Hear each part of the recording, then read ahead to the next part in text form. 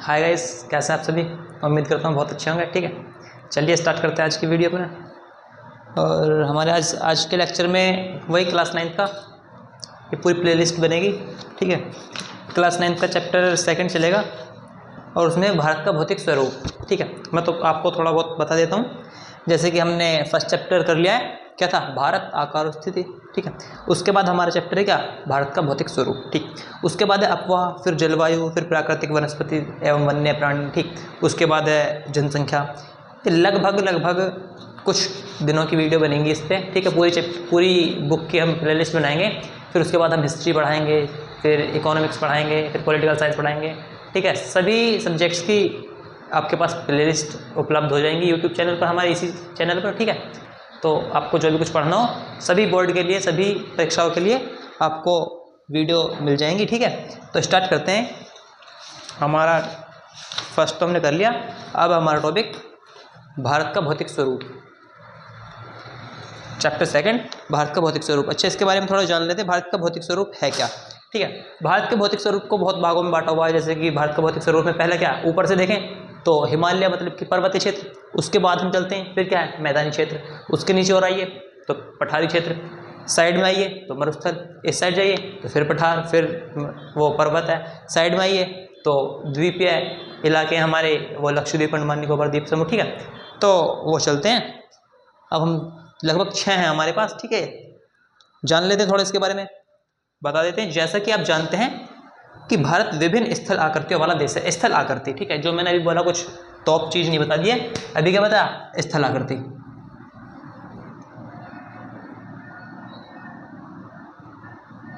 अभी क्या बोला मैंने, केवल स्थल आकृति। स्थल आकृति क्या है, अच्छा पहले डाल देते हैं अपना।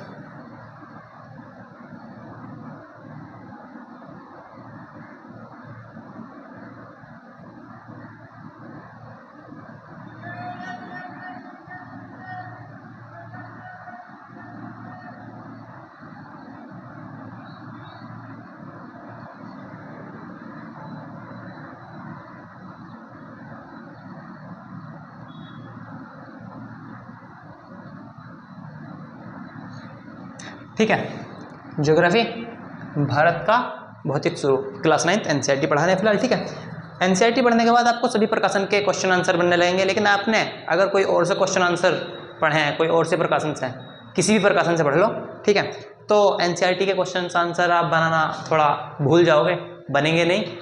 और जो बड़े बड़े एग्जाम्स होते हैं सिविल वाले भी, वो भी एनसीईआरटी बुक से बनते हैं। ठीक है, तो कोई भी प्रकाशन हो वो एनसीईआरटी के सामने फीका पड़ेगा। फिर बता रहा हूँ, एनसीईआरटी ही आपको परचेज करनी है, ज़्यादा महंगी होती भी नहीं है। कितने की, देखो 8th क्लास तक तो गवर्नमेंट ने किताबें दी हैं। ठीक, उसके बाद ये किताब कितने की है,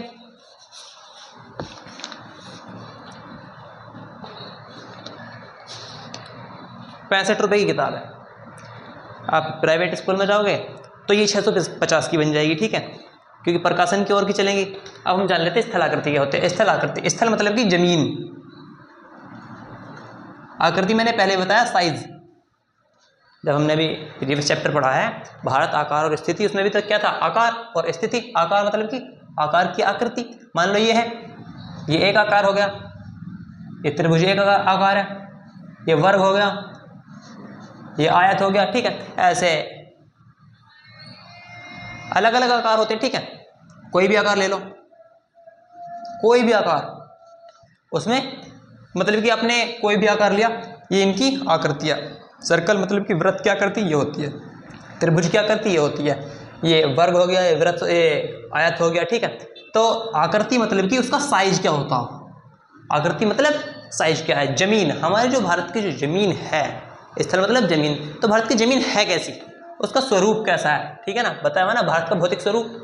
तो स्थल आकृति, भारत की जो जमीन है उसकी आकृति कैसी है, कोई पर्वतीय है, ठीक है, कोई पठार वाली है, ऐसे करके उठी हुई थोड़ी बहुत, कहीं नदियां हैं बह रही हैं लंबी लंबी। ठीक, तो ऐसे करके कोई साइड में सब पानी है, बीच में टापू है, तो ये आकृति हो गई। ठीक है, इस टापू की आकृति क्या, वृत्त मतलब कि सर्कल, गोल। ठीक है, तो जैसा कि आप जानते हैं कि भारत विभिन्न स्थलाकृतियों वाला एक देश है।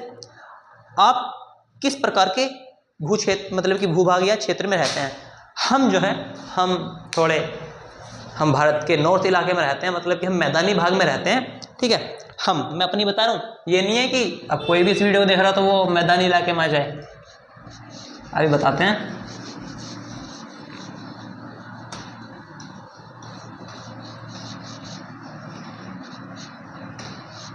अब भारत की ज़मीन जो है उसको कितने हिस्सों में लगभग हमने बांटा है, ठीक। हमने क्या पहले से ही है, बस हमने तो अब उसकी गणना स्टार्ट कर रखी है। पर्वतीय हो गई, फिर नीचे आओ तो मैदानी हो गई, फिर और नीचे आओ तो पठारी हो गई, साइड में आओ तो मरुस्थल हो गया। मरु प्लस स्थल, मरु मतलब कि सूखा, स्थल मतलब कि जमीन या क्षेत्र, क्षेत्र या जमीन मतलब कि सूखी जमीन जहाँ पानी ना हो तो मरुस्थल वही होता ना, जैसे कि हमारे रेगिस्तान का होता, ठीक। और फिर है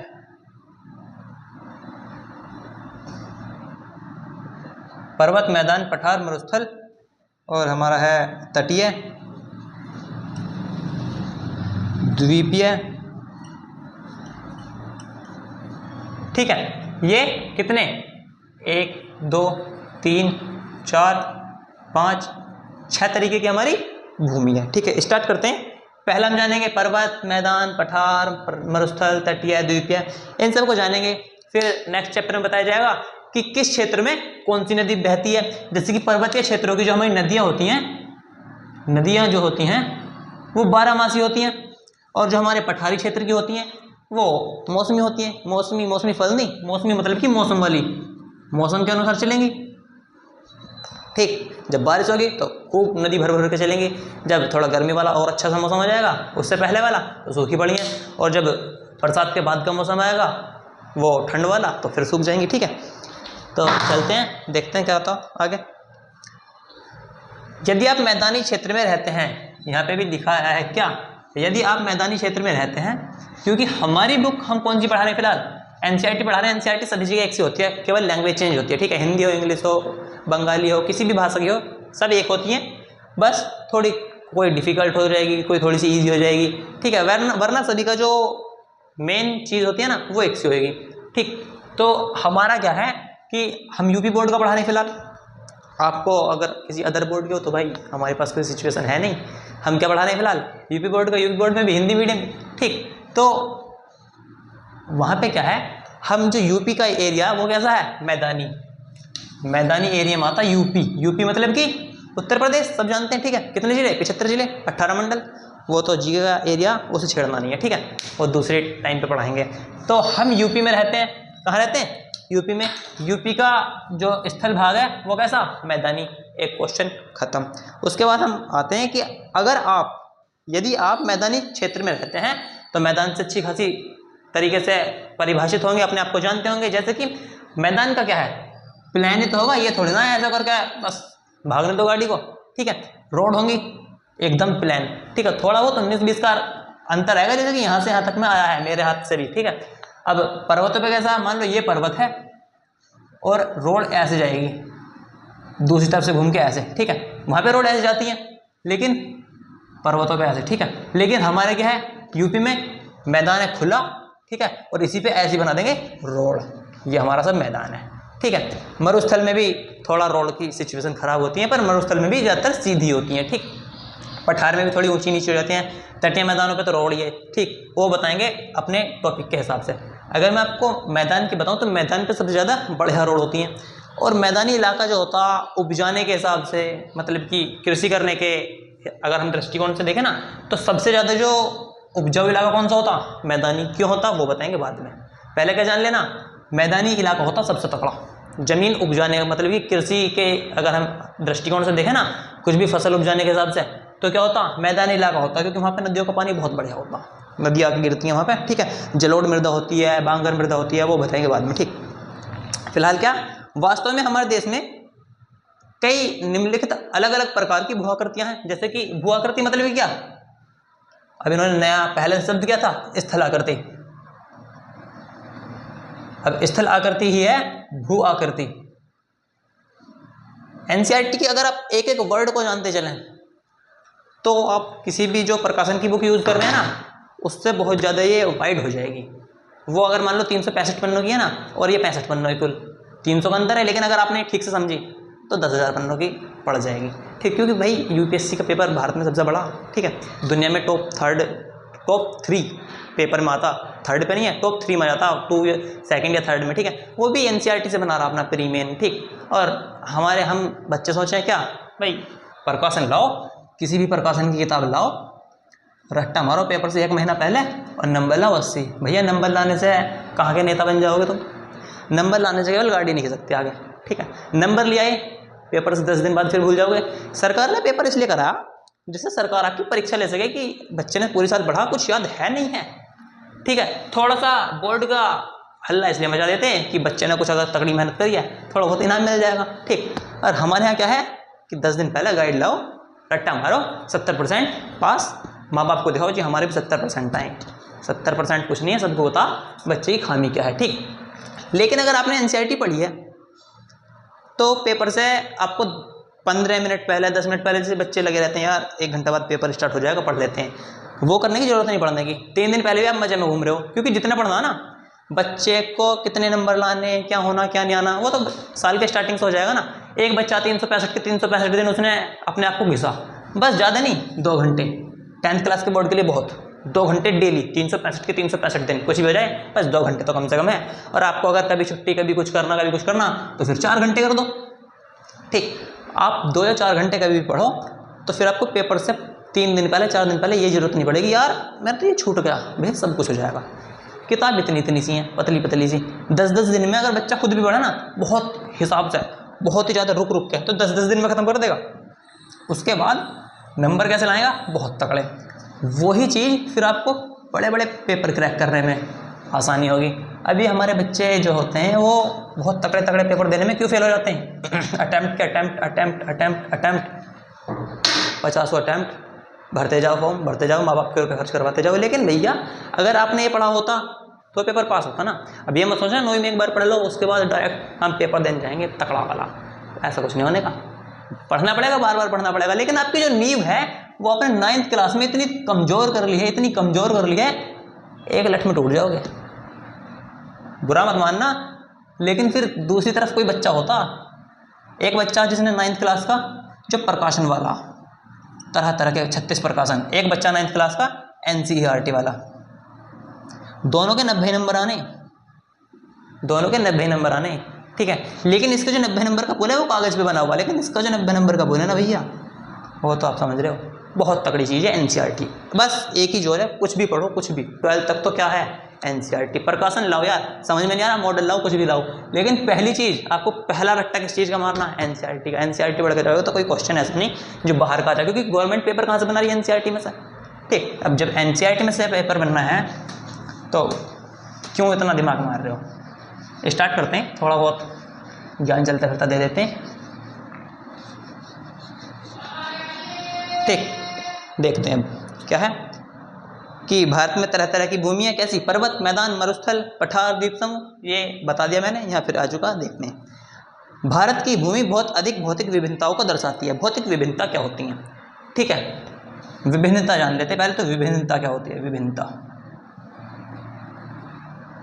विभिन्नता मतलब कि अलग अलग तरीके की चीज़ें, ठीक है। मतलब कि एक घर में 10 जने हों, 10 लोग हों, तो 10 के 10 अगर एक से हैं, सबकी कास्ट एक सी, घर में रहें तो कास्ट तो एक होगी, ठीक है, पर बाई चांस अलग हो जाती है। सबकी कास्ट एक, वेट लगभग एक, ठीक है, हाइट लगभग एक, एज लगभग एक, ठीक है। तो ये भिन्न नहीं हुए, इनका रंग रूप एक सा हो, ठीक है, इनका कलर एक सा हो, तो ये अलग अलग नहीं हुए, ये एक से हो जाएंगे, कपड़े वपड़े सब एक दूसरे के पहनेंगे, तो ये विभिन्न नहीं रहे।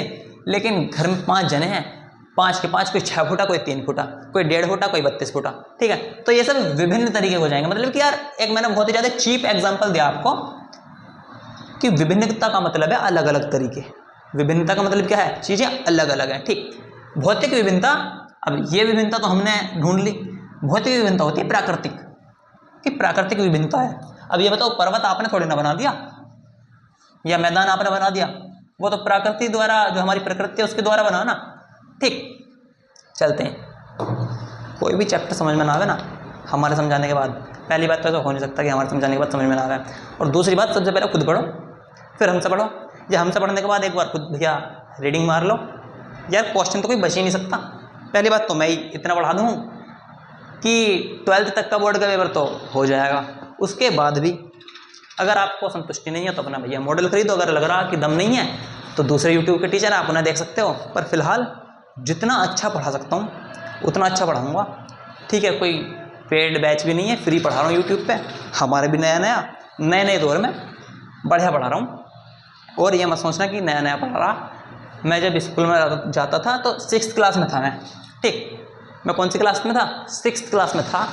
और हमारे जस्ट टीचर बोल देते हैं यार आज थोड़ा देख लिए, हम नहीं बैठने के, हम कुछ काम करने, अपने बच्चों को साथ, अपने साथ के बच्चों को देख लें हम मॉनिटर, तो उन्हें साथ में लेकर बैठे पढ़ा रहे हैं। 7th में आए तो 6th वालों के लिए, 8th में आए तो इन दोनों के लिए, 9th में आए तो तीनों के लिए, 10th में आए तो इन सब के लिए, 11th 12th BA first year, second year, third year.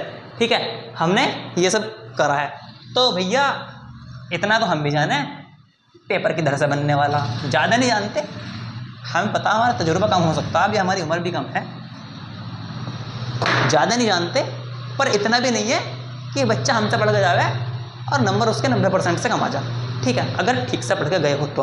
अब बस यही है कि यार भैया जी से पढ़ लिया या इस लड़के से पढ़ लिया है जो दिया यूट्यूब पे, ठीक, अब उसके बाद क्या है यार ये पास करवा देगा, ऐसा कुछ नहीं होता भाई। ठीक है, अपनी मदद, अपनी मेहनत सबसे तकड़ी होती है। आप किसी से मत पढ़ो, केवल अपनी किताब पढ़ो, अपने मॉडल पढ़ो, तब भी 60% नंबर आ जाएंगे। लेकिन भैया वो काम कहाँ से लाओगे? ये जो किताबें ज़िंदगी में काम आती हैं, ठीक, ये किताबें ज़िंदगी में काम आती हैं। अब बच्चे ने क्या काम करा, माँ बाप को भी दिखाने के लिए, देखो जी 80% नंबर है, मॉडल का नाश कर गिरा। माँ बाप ने इतनी महंगी किताब दी, ट्यूशन की फीस दी, उसके बाद मॉडल लाए 100 रुपये के, तब जाकर पेपर पास हो रहा। क्या फ़ायदा माँ बाप का है भाई? फ़ायदा नहीं हुआ ना यार। खुद से सोचना चाहिए भैया। मैं तो तुम्हें केवल एक बात बता रहा हूँ, तुम ये भी सोच सकते हो कि यार पढ़ाने का काम है, क्यों बकचोदी कर रहा। भैया तुम्हारा काम है, हम तो मदद कर सकते हैं, यूट्यूब पर कोई भी टीचर हो। ठीक है, चलो स्टार्ट करते हैं। भूगर्भीय तौर पर प्रायद्वीपीय पठार पृथ्वी की सतह का प्राचीनतम भाग है। अब भूगर्भीय क्या है?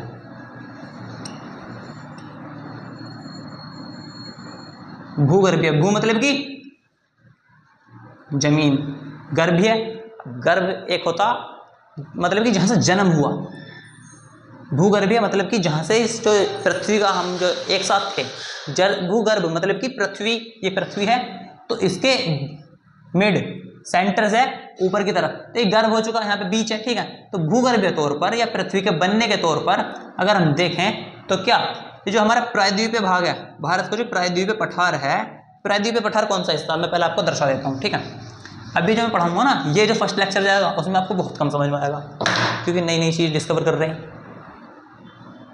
ये जो भारत का नीचे की तरफ का ऐसा हिस्सा होता ना, ये वाला, यहाँ जाके ये ऐसा होता, ये ठीक, ये होता, ये अभी आपको बहुत ही ज़्यादा बवाल लगेगा। ठीक, पहले मैं बता देता हूँ, ये जो भारत का ये वाला हिस्सा ना, ये वाला, ये ट्रायंगल जो है, ये ट्रायंगल है, यह है प्रायद्वीपीय पठार। क्लियर? ये जो हिस्सा है हमारा कर्क रेखा से लगभग नीचे वाला, देखो मैं बता देता हूँ, पुराने चैप्टर पे चल के बताते हैं। ये हमारी कर्क रेखा है, ये हमारी कर्क रेखा है, और कर्क रेखा से लगभग जो नीचे का हिस्सा ना हमारा, वो क्या है? प्रायद्वीपीय पठार। प्रायद्वीप क्या होता है? प्रायद्वीप कहाँ से आया? प्रायद्वीप कहाँ से आया? प्रायद्वीप क्या होता? एक ऐसा स्थल रूप, एक स्थल रूप बता रहा हूँ, नोट करना चाहो नोट कर लियो, वरना मैं नोट करवाने के पक्ष में नहीं होता। भैया अगर समझ में आएगा ना ठीक से तो नोट करोगे 3600 बार, पहले समझ लो। कॉपी पेन लेकर कतई मत बैठो, कोई हार्ड वर्ड लगे तो कॉपी पे लिख लो, कमेंट बॉक्स में डाल दो, उसके बाद हम समझ जाएंगे। ठीक है, फिलहाल नोट कुछ मत करना, बता देंगे। वीडियो पढ़िए, वीडियो 10 बार देख लो, 50 बार देख लियो, लेकिन क्या है, पहले समझ लो। स्थल रूप, कोई भी जो जमीन है, स्थल रूप क्या होता है? वही भूआकृति, स्थलाकृति। कोई भी ये जो भारत की ये वाली जो जमीन है, ये भारत की भूमि का स्थल रूप है। ये क्या है? यहाँ लोग रह रहे हैं, यहाँ थोड़े रह रहे हैं भारत के लोग, ये तो पानी है। भारत के लोग कहाँ रह रहे हैं? यहाँ। भारत की जमीन का जो रूप है, नीचे की तरफ से त्रिकोण है, लगभग तिकोना है। ठीक, तिकोना क्या होता है? 3 कोने वाला। ठीक, तो भारत के जो जमीन का स्थल रूप है नीचे वाला, लगभग कर्क की जो रेखा है 23.5 डिग्री वाली जो रेखा है उससे लगभग नीचे वाला ये जो पानी से घिरा हुआ भाग है, देख रहे हो, कर्क के नीचे, कर्क जो रेखा है हमारी 23.5 डिग्री पर, उसके नीचे का सारा हिस्सा लगभग पानी में, लगभग पानी में, ठीक है। प्रायद्वीपीय कोई भी जमीन वो होती है जो स्थल रूप, कोई ऐसा स्थल रूप, कोई भी मतलब कि जमीन का ऐसा रूप जो 3 साइड से, कितनी साइड, 3 साइड, साइड मतलब कि और, जो किताबी भाषा है 3 और हम समझते हैं कि 3 तरफ से, 3 तरफ से पानी से घिरा हो, कोई भी जमीन का ऐसा रूप जो 3 तरफ से पानी से घिरा हो। जैसे कि ये क्या होगा, पश्चिम, ये क्या हुआ, पूर्व, ये क्या हुआ, दक्षिण, 3 दिशा हो गई, 3 तरफ हो गई, तो 3 तरफ से पानी से घिरा हुआ है, तो ये क्या हुआ, प्रायद्वीप, ठीक है। प्रायद्वीप तो हो चुका, अब बताते हैं पठार कैसे है। प्रायद्वीप हुआ, हम कह रहे हैं प्रायद्वीप पे पठार, तो अब बताते हैं कि प्रायद्वीप पे पठार क्यों बोल रहे हैं। प्रायद्वीप खत्म, अब जानते हैं पठार क्या है। पठार क्या है, पठार, पठार ज़्यादातर जब बनते हैं जब मतलब कि बहुत ज़्यादा ज्वालामुखी वाले एरिया में, अब नहीं, वो पहले की स्थलाकृति भारत की ऐसी बन चुकी है, ठीक, भारत की ऐसी स्थलाकृति अब पहले बन चुकी है, अब हम उसको ऐसे देखते हैं। पठार देखो, मैदान में क्या है ऐसे, ओ पर्वत में क्या है, लंबे लंबे पर्वत गए हुए हैं, भूमि बस यही है, यहीं थोड़े बहुत, ये थोड़ी बहुत ऐसी ज़मीन है, यहीं लोग रह रहे हैं, थोड़े बहुत लोग इधर ऐसे, यहाँ थोड़ी एक ऐसी गुफा सी होगी, वहाँ पे रह रहे हैं लोग, ठीक है। मैदान में क्या, प्लेन ज़मीन है, चिल कर रहे हैं, एकदम मजे आ रहे हैं, बहुत तकड़े, ठीक है जी। अब है पठार। पठार क्या है कि ज़मीन ऐसे, ठीक है जी, लगभग ठीक से बताते हैं, ये तो होगी हमारी मैदानी ज़मीन। अब पठार पे क्या है, ऐसे रह रहे हैं, बहुत ऊंचे ऊंचे ज़मीन हो जाती हैं, ठीक है, यहाँ रह रहे हैं, यहाँ ज़मीन यहाँ है, ज़मीन का लेवल यहाँ है, लेकिन देख रहे हो ज़मीन से कैसे उठ के चल रहा, लोग यहाँ भी रह रहे हैं, यहाँ भी रह रहे हैं, यहाँ पे नीचे भी रह रहे हैं, ऊपर भी रह रहे हैं, यहाँ भी है, ठीक, यहाँ है, ऐसे उठा के ज़मीन है, ये पठार होता, ऊबड़ खाबड़ एरिया होता, ठीक है, बहुत ही ज़्यादा ईंट पत्थर वाला एरिया होता, उठा हुआ, ठीक है, ऊबड़ खाबड़, बहुत ऊंचा नीचा, पर्वत है, पर्वत बहुत ज़्यादा ऊंचा नीचा वाला होता। लेकिन ये क्या है, पठार क्या है, थोड़ा कम, पर्वत में बहुत ज़्यादा ऊंचाई मिलेगी, लेकिन पठार में क्या मिलेगा, थोड़ी कम ऊंचाई मिलेगी। और मैदान क्या है, मैदान तो भैया प्लेन, प्लेन में ये नहीं है कि बिल्कुल प्लेन, प्लेन में क्या है 19-20 लाख नहीं, 19-20, ठीक। पठार क्या है, थोड़ा ऊंचा नीचा चिल करता हुआ, पठार अपने मजे में रहता। तो भारत की जो ज़मीन है, ये जो मैं बता चुका ना अब तक, इससे बहुत ज़्यादा क्वेश्चन बन जाएंगे भैया। जितने मैं चीज़ बता रहा हूँ पहले उससे आपको समझना, नोट करना, दोबारा देखकर या एक ही बार में अगर आपको समझ में आ गया ना तो तब करना। अब प्रायद्वीप क्यों, क्योंकि भारत की भूमि, ये जो नीचे की हिस्सा है हमारा 3 तरफ से पानी से घिरा हुआ। अब पठार क्यों, ये तो देखो ये वाला जो एरिया है उसकी खासियत क्या, क्योंकि 3 तरफ से पानी से घिरा हुआ, तो ये तो प्रायद्वीप तो इसलिए पड़ा। पठार क्यों, क्योंकि जो अंदर वाला है उसकी खासियत क्या, ऊबड़ खाबड़, तो इसलिए पठार पड़ा। तो क्या नाम, प्रायद्वीप है, पठार। आगे चलते हैं, ठीक। इसे भूमि का एक बहुत ही स्थिर भाग माना जाता था, मतलब कि ऐसा माना जाता था कि भाई साहब भूमि का बहुत ही ज़्यादा स्थिर भाग है, ये कहीं नहीं हिल रहा। अब आपको लगेगा यार ज़मीन हिलती हुई है, हाँ भैया ज़मीन हिलती है, भूकंप वाली ज़मीन नहीं, ज़मीन हिलती हुई है, ठीक है। अभी 1 मिनट रुको, अभी बताते हैं ज़मीन कैसे हिलती है।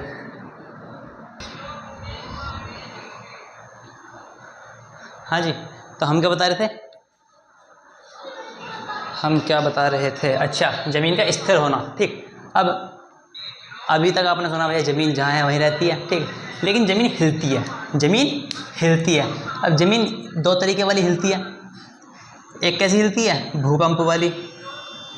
भूकंप क्या होता, भू मतलब कि ज़मीन, कंप मतलब कि कंपन, हिलना, ज़मीन थोड़ी हिलती है। यहाँ क्या, यहाँ एक जगह से उठ के दूसरी जगह नहीं भागती, यहाँ ये है, यहीं थोड़ी थोड़ी ऐसे करके वाइब्रेशन आएगी, यही ज़मीन हिलेगी। अब मान लो इस पर जो ये दीवारें खड़ी हैं, ज़मीन हिल रही है तो दीवारें भी हिलनी है, लेंटर है यहाँ पे, छत है, ये भी हिलेगा, यहाँ पे लगा पंखा भी हिलेगा, वो सब चीज़ें हिलती हैं, ठीक। लेकिन क्या होता, भूकंप। लेकिन हम बोल रहे हैं ज़मीन का हिलना, अब से बहुत ज़्यादा टाइम पहले, ठीक, बहुत ज़्यादा टाइम पहले यानी अब से 5 साल पहले, 7 साल पहले, बहुत ज़्यादा, 200 लाख साल पहले, ठीक है, लगभग तो ये जो हमारा हिस्सा है ना, तो भारत, ये जो हमने पीला वाला हमने बॉक्स में भी लगा रखा है, ये जो ज़मीन है ना, ये टूट के यहाँ से गई है। ये जो हल्का सा हरा सा पॉइंट दिख रहा है ना, देश है मेडागास्कर, यहाँ से टूट के गया है ये भारत को ऐसे ही घुमा दो। ये जो भारत का नीचे वाला हिस्सा ना, ये जो हिस्सा है भारत का, इस पे भारत को ऐसे ही घुमा दो, मतलब कि भारत कैसे चले जाएगा, ऐसे। तो नीचे वहाँ पे मेडागास्कर जी ऐसे बैठे हुए हैं। तो इसीलिए जो ना आप देखोगे कि भारत की जो आकृति है, ये जो मेडागास्कर है ना देश, ये जो मेडागास्कर है वो लगभग यहाँ फिट हो जाएगा भारत के, क्योंकि वहीं से ज़मीन कट गई है। अभी आपको समझ नहीं आएगा, क्योंकि भैया मैं चीज़ बता चुका आपको बीए की, बीए में वो काम नहीं आने का। फिलहाल हमें क्या बताना, हम क्या बता रहे थे कि ये जो हमारा एरिया है प्रायद्वीप पठार वाला, हम इसे बहुत ज़्यादा स्थिर मानते थे कि भाई ये कहीं उठ के नहीं भाग रहा। लेकिन हुआ क्या, मैंने आपको बताया, एक मोटा मोटा आइडिया दिया कि मेडागास्कर जो हमारा द्वीप समूह है, हमारा जो देश है मेडागास्कर, और अफ्रीका कॉन्टिनेंट का, अफ्रीका महाद्वीप का, वहाँ पे था ये। लेकिन सेलों के, परतों के, प्लेटों के विवर्तन से, मतलब कि प्लेट जो हिली हैं, प्लेट क्या होती है, ये ज़मीन होती है ना, ज़मीन को नीचे से जो रोक के रखी है उसको प्लेट बोलते हैं। उसको भी ज़्यादा ध्यान मत दो, वो भी एक ही चीज़ पर हम पहुँच गए।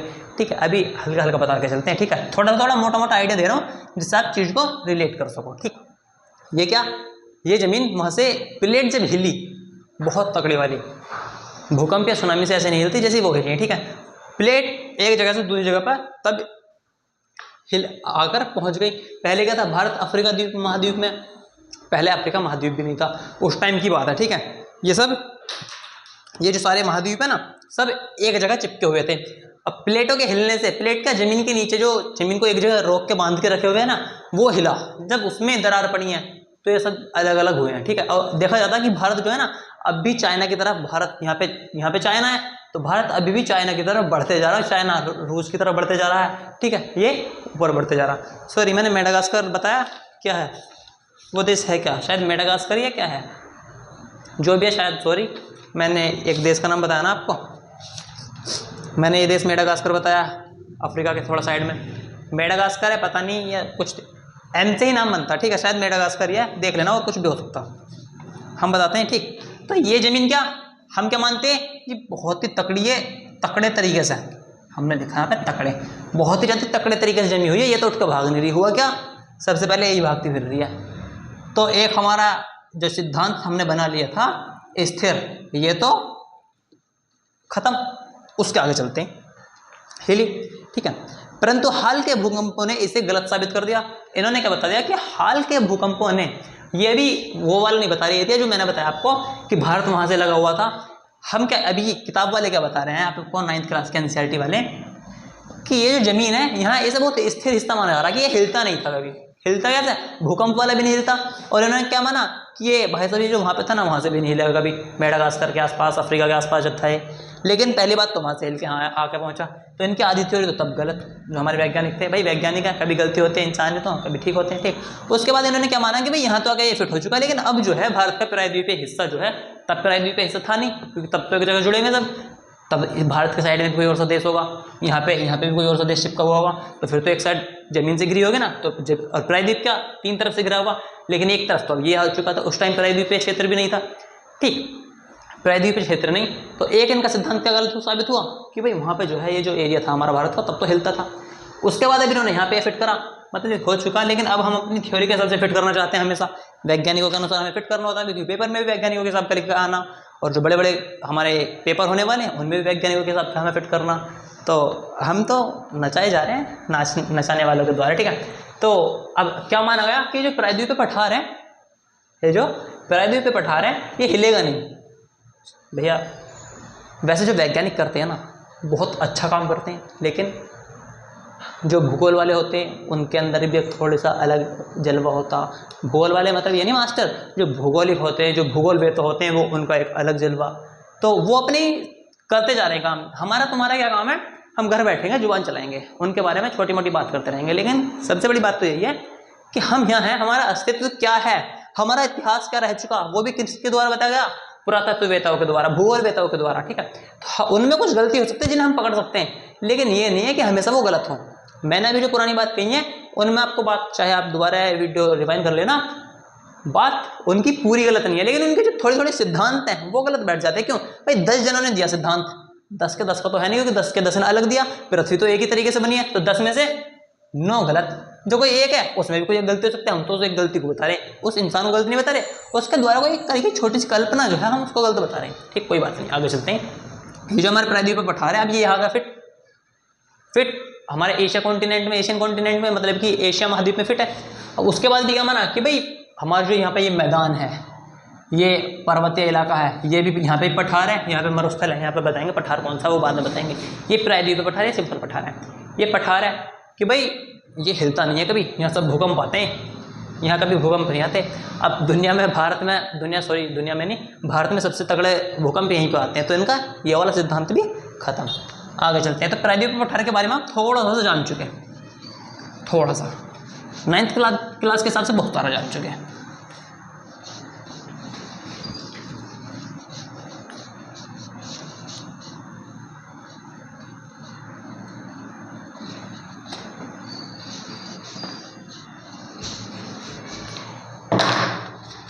ठीक है, देख लेते हैं।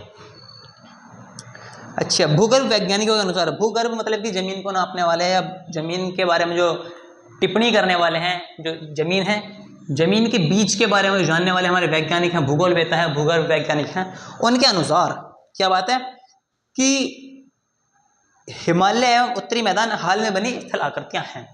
हिमालय क्या, पर्वतीय हिमालय, ये क्या है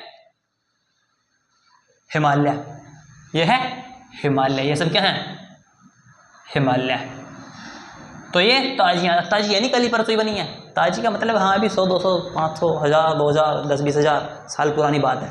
अब भूगोल वाले जो क्या है ना कि अभी ताजी बात है, ये ज़्यादा पुरानी नहीं है, तो समझ जाओ हमें कम से कम 1 लाख साल पहले पहुंच जाना। ठीक है, अब ये मत समझना यार ये जब हम परसों खाना खा रहे थे तभी बन चुकी है, भैया तब नहीं बनी है, बनी बहुत पहले है। लेकिन अब एक तरफ बात हो रही है 5000 करोड़ साल पुरानी, ठीक पुरानी, एक तरफ बात है 1 लाख साल पुरानी, तो इनके हिसाब से तो ये ताजी है ना कंपेयरिंग में, तो इसलिए से बोल देते कि हाँ अभी हाल फिलहाल की बात है। भूगोलवेत्ता बोलते हैं, हमें क्या बोलते हैं कि भाई बहुत पीढ़ी गई है, तो इतने बीच में तो बहुत पीढ़ी जा चुकी। ठीक, तो भूगोलवेत्ताओं के अनुसार जो हमारा पर्वतीय क्षेत्र है मतलब कि हिमालय, और जो हमारा उसके नीचे जो हमारा मैदान है भारत का, ये वाला हिस्सा कैसे बनता है यार, ड्राइंग भी नहीं आती। ठीक, ऐसे करके जो बना हुआ, ऐसे जो बना हुआ, ये तो हमारा पर्वतीय क्षेत्र है। अब इसके नीचे ये जो हमारा यहाँ पे ऐसे जाके ये जो हमारा गया हुआ है एरिया, ये हमारा मैदान है, ये हमारा प्रायद्वीप है, यहाँ भी पठार, यहाँ मरुस्थल। तो ये जो हमारा मैदान है ये सब है तो क्या पर्वत एंड मैदान, मैंने ये बनाया है। अभी मुझे पता बच्चों के अंदर हो सकता है कि भाई क्या बना दिया, किसी को पता होगा किसी को नहीं पता होगा, इसका मतलब होता है एंड। अब एंड भी 2 तरीके का होता है, END और AND। यहाँ पे END वाला जो है उसका मतलब क्या है खत्म, और AND मतलब कि और। ऐसे जो भी क्वेश्चन होंगे या कोई वर्ड होंगे उनके बारे में बता दिया जाएगा आपको, ज़्यादा फिक्र ना करें।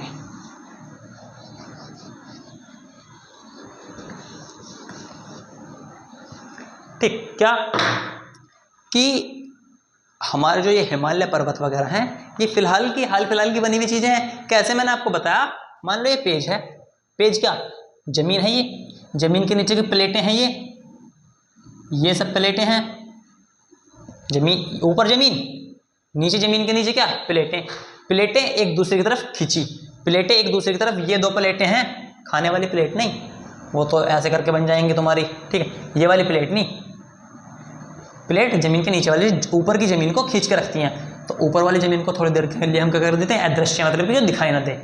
ये है ये 2 जमीन, अब ये आप आसपास आती हैं, फिर और आके एक जगह मिलती हैं, फिर और क्या, फिर ये और पास आ रही हैं, अब ये और पास आ रही हैं एक दूसरे के अंदर, अब ये और पास आ रही हैं, फिर ये एक दूसरी तरफ बढ़ती जा रही हैं। इनकी लंबाई तो छोटी होती चली जाएगी, पर फिर ये ऊपर उठती चली जाएंगी। ठीक, ऐसे पर्वत बन चुका हमारा हिमालय पर्वत। तो ये भी अभी ताजा ही बना हुआ। अब ताजा कैसा, परसों वाला नहीं, बता दिया, समझ चुके आप। ठीक,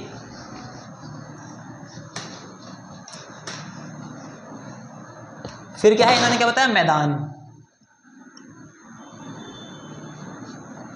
मैदान मतलब कि प्लेन, समतल। मैदान को कहीं समतल बोल देते हैं, ठीक है, कहीं मैदान बोल देते हैं। तो मैदान क्या है, मैदान भी ताजा बताया इन्होंने। कैसे कि पर्वत तो है ताजे, मैदान भी ताजे हैं। क्यों, मैदान कैसे बनते हैं, जो पर्वतों के, थोड़ा थोड़ा बता रहा हूँ, अभी ये मत समझना कि चैप्टर खत्म हो चुका हमारा। हमने एक कंटेंट वीडियो देख रही है, किसी भी चैप्टर को स्टार्ट करने से पहले हम एक जो ना उसकी वीडियो देते हैं, कंटेंट वीडियो। कंटेंट मतलब कि उसका एक चैप्टर का पाठ्यक्रम हो जाता कि उस चैप्टर में क्या क्या आने वाला। जैसे कि हमने सब कुछ आपके भारत की 6 की 6 हमने इस तरह करके बताई अभी आपको। मान लो ये हमारे पर्वत हैं, Himalaya, Himalaya and his party, पूरी पार्टी है हिमालय की, वहाँ से नदियाँ आ रही हैं। ड्राइंग हमारी है ये बहुत ज़्यादा हरामी, ठीक, तो ज़्यादा ड्राइंग की उम्मीद मत करना। ये पर्वत है, पर्वतों से नदियाँ आ रही हैं, तो पर्वतों से ये जो यहाँ पे पानी बह के आ रहा है, तो ये पानी आया, यहाँ गिरा, तो यहाँ से पानी को काटेगा, यहाँ से इस मिट्टी को काटेगा, फिर यहाँ और गहरी होती जाएगी, मिट्टी कट रही है, गहरी होती गई। फिर क्या है, अब मान लो ये ऐसे गहरी हो चुकी, क्या है, अब फिर ये कटेगा बिल्कुल, फिर क्या हो जाएगा, एक सार। फिर यहाँ पे आके लगेगी पानी, पानी की धार सीधी आई, यहाँ आके लगेगी, फिर ये कटेगा। सॉरी, ये जो मिट्टी जो बही है, ये जो साइड में, ये क्या है, ये सब जमीन है, बीच में पानी की धारा है, वितरिका है, दो जमीन के दो भागों को अलग कर रही है, ठीक है। ये जो नदी है, ये साइड की मिट्टी को काटे जा रही है, काटे जा रही है, और कहीं एक जगह ले जाकर, जहाँ पे ये बिल्कुल ऐसे आई ना, ये ऐसे बह रही है, ऐसे करके बह रही है, बहरी वाली नहीं जो सुनाई नहीं देता, ये बहरी मतलब कि नदी का बहना, ये ऐसे करके बह रही है, ठीक। तो यहाँ तक तो इसने कटाव छटाव करा बहुत तगड़ा। अब ये जब मैदान में जाएगी ना, ऐसे इलाके में बिल्कुल जहाँ प्लान होगा मैदान से में, तो ये क्या होगा, अभी मैदान में नहीं आई, ठीक है, लेकिन अब इसका ढलाव क्या है, यहाँ तो खड़ा ढलाव था, अब यहाँ थोड़ा सा कम होता जा रहा। तो यहाँ क्या होगा, ये जो ऊपर से सामान लाई है अपने साथ, सामान क्या, रेत, बालू, उसका और सीमेंट, वो क्या होता, डेल्टा वगैरह जो भी कुछ लाती है ना, वो यहाँ छोड़ेगी, क्योंकि पानी क्या, अब पानी की धार बहुत मंदी हो चुकी है। अब आप घर में देखते हो, फर्श पे समरसेल के प्रेशर लगाओ तो कचरा दूर, थोड़ा सा हल्का कर दो तो कचरा नीचे, पानी ऊपर, बह जाएगा पानी, कचरा फिर भी वहीं जमा रह जाएगा, ठीक। तो ऐसी क्या, ये नदी जा रही है, समय के साथ जा रही है, हम भी जा रहे हैं, ठीक है, लेकिन ये जो अपने साथ मसाला ला रहे थे, ये क्या करेंगे, प्रवाह ढीला है, यहाँ जमा दो, फिर क्या होगा, धीरे धीरे करते करते ये भाई साहब इतने कड़े जम जाएंगे, इतने तगड़े जम जाएंगे कि फिर नदी को ही अपना रास्ता बदलना पड़ेगा, फिर नदी को फिर पतला होना पड़ेगा, फिर क्या आएगा, दोबारा सोच लो, फिर ये दोबारा कट जाएगा एक टाइम पे। लेकिन ये जो ज़मीन है ना, ये जो इसके साथ रेत डस्ट बालू था, ये कहाँ जाएगा, ये किसी भी एक ऐसी जगह जहाँ धार बिल्कुल ना के बराबर हो, पानी का जो धारा है उसका प्रेशर, स्पीड जो है, गति जो है बिल्कुल ना के बराबर हो, तब जाके वो डेल्टा डैश जो भी कुछ है उसे वहाँ पे छोड़ देगी, ज़मीन पे छोड़ा, ये बनेगा यहाँ पे प्लेन। ये कैसे बनेगा, ऐसे बनेगा मैदान। अब नदियों द्वारा लाई गई मिट्टी है, ठीक है, सावन के अंदर हर जगह हरा हरा दिखता है, ऐसे ही नदियों के द्वारा लाई गई मिट्टी है, तो यहाँ बनेगा मैदान। अब नदी, मिट्टी आई है, मिट्टी में जमीन कृषि होती है, खेती होती है, मिट्टी में खेती हो रही है तो मिट्टी तो आई, प्लस में पानी वाली मिट्टी है। अब मिट्टी में जब खेती करते हो तो सिंचाई चाहिए होती है, सिंचाई के लिए आपको वर्षा की चाहना है, वर्षा मतलब कि बारिश की, या ट्यूबवेल जो होती है, लेकिन वो तो पहले से ही नदी वाली है, प्लस में और ऑर्गन्स भी आए हैं, ऑर्गेनिक्स भी आए हैं, ठीक है। तो यहाँ पे जो मैदान की जो भूमि होती है बहुत ही ज़्यादा शानदार होती है, और इसीलिए मैदान जब जहाँ अच्छी पैदावार है वहाँ तो लोग भागेंगे, ठीक है। अब कोई एक कंपनी है, दो कंपनी है, मान लो ये एक ए कंपनी, एक बी कंपनी, यहाँ के एक सेल इंसान को 1 महीने की तनख्वाह मिलती है, यहाँ मिलती है 50,000, यहाँ मिलती है क्या 1.5 लाख, मतलब कि 1,50,000, 50,000 ही ना, हाँ, एक ये 50,000, ये 1,50,000, काम दोनों का बराबर, ये भी इतना ही काम कर रहा है, ये भी इतना ही काम कर रहा है, तो लोग कहाँ ठुकेंगे, लोग तो यहाँ, लोग स्टार्टिंग में यहाँ काम करेंगे क्योंकि इन्हें अभी इसका तजुर्बा नहीं और पता नहीं, लेकिन जब पता चल जाएगा, तजुर्बा आ जाएगा तो यहाँ रुकेंगे ना। तो ऐसे ही जब दूसरे क्षेत्रों के लोग होते हैं वो मैदान में रहते हैं, क्यों, क्योंकि एक तो सब कुछ उपलब्ध है, तो थोड़ा सा जो राशन होगा, जो जीवन की मूलभूत आवश्यकताएं होती हैं, रोटी कपड़ा और मकान, वो थोड़े सस्ते हो जाएंगे, सब कुछ उपलब्ध है, कुछ बाहर से लाना नहीं पड़ रहा, बाहर से लाओगे तो थोड़ा मजदूरी ज़्यादा लगेगी, लेकिन सब कुछ पास में है तो सस्ता रहेगा, ठीक है। और जनसंख्या हो जाती है बहुत ज़्यादा तकड़ी, सघन, ठीक। ये हमने बताया आपको भारत की भूमि है उसका छोटा छोटा मोटा मोटा भाग।